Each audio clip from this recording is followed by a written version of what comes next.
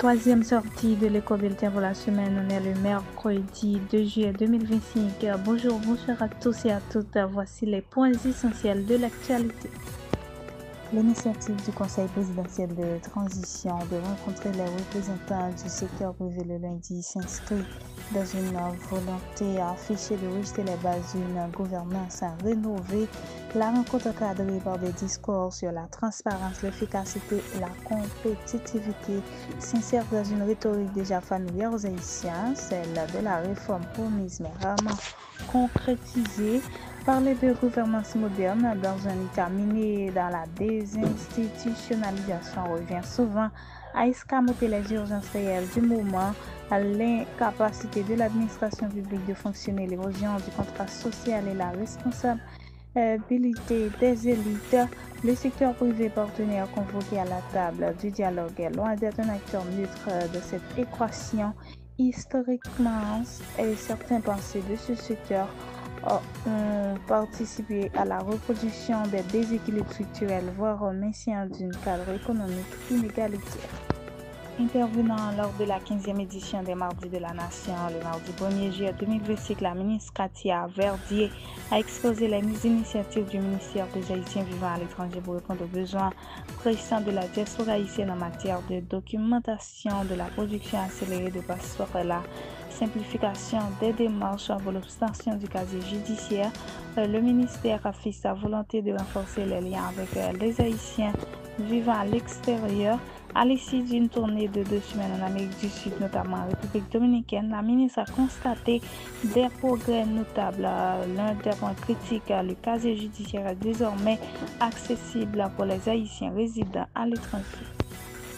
Dans une déclaration rendue publique le mardi 1er juillet 2025 à l'issue d'une rencontre avec les représentants de la CARICOM, le bureau de suivi de l'accord de Montana a fermement condamné ce qu'il considère comme une officialisation de la mise sous tutelle d'Haïti par l'Organisation des États américains, portant du doigt à la complicité du Conseil présidentiel de transition qu'il accuse d'avoir activement sollicité cette ingérence. Le BSA dénonce une violence grave de la souveraineté nationale.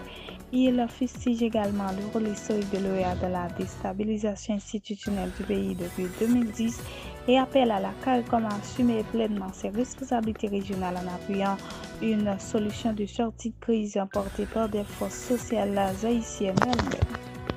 Un juge fédéral a ordonné la suspension de la décision controversée de l'administration Trump visant à mettre fin prématurément au statut de protection temporaire pour les Haïtiens. L'ordonnance émise vendredi par le juge Brian Cogan constitue un revers juridique significatif contre une mesure qui menaçait plus d'un demi-million de personnes établies également aux États-Unis.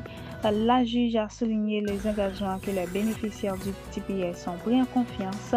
Études, carrière professionnelle, accès aux soins pour nombre d'entre eux. La fin abrupte du programme aurait signifié la perte de repères essentiels dans une vie bâtie depuis des années sur la base de renouvellements successifs.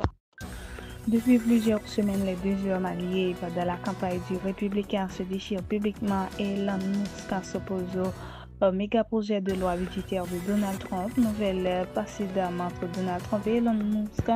Le milliardaire républicain a également dit que la commission à efficacité gouvernementale que le patron de SpaceX et Tesla a dirigé avant de partir fin mai pourrait s'en prendre aux subventions publiques allouées aux entreprises d'Elon Musk. Comme un journaliste lui demandait s'il envisageait la responsabilité et la possibilité d'expulser son ancien coéquipier, lequel est né en Afrique du Sud, Donald Trump a répondu: je ne sais pas, on va devoir examiner cette option. Elon Musk soutient peut-être plus de subventions que tout autre individu dans l'histoire de loin et sans ces subventions, et il aurait probablement dû fermer boutique et retourner chez lui en Afrique du Sud, avait déjà rétorqué Donald Trump mardi sur son réseau Truth Social. Plus de lancement de fusées de satellites ou de production de voitures électriques dans notre pays économiserait une fortune, a-t-il ajouté. Le mania du hip-hop scene P. Diddy a été reconnu mercredi 2 juillet 2025 non coupable de trafic sexuel et d'association de malfaiteurs. Les accusations les plus importantes portées contre lui, mais il est déclaré coupable de transport de personnes à des fins de prostitution. Après des semaines de témoignages et de plaidoiries musclées, les 12 jurés avaient commencé à délibérer lundi et s'étaient accordés mardi 1er juillet sur des verdicts pour 4 des 5 chefs d'accusation avant de s'entendre mercredi matin sur le dernier chef. Chers amis internautes, c'est ici que prend fin le bulletin d'aujourd'hui. Merci de nous avoir suivis. Rendez-vous pour lundi prochain pour un autre bulletin d'information. C'était avec vous, Dieu la Philogène.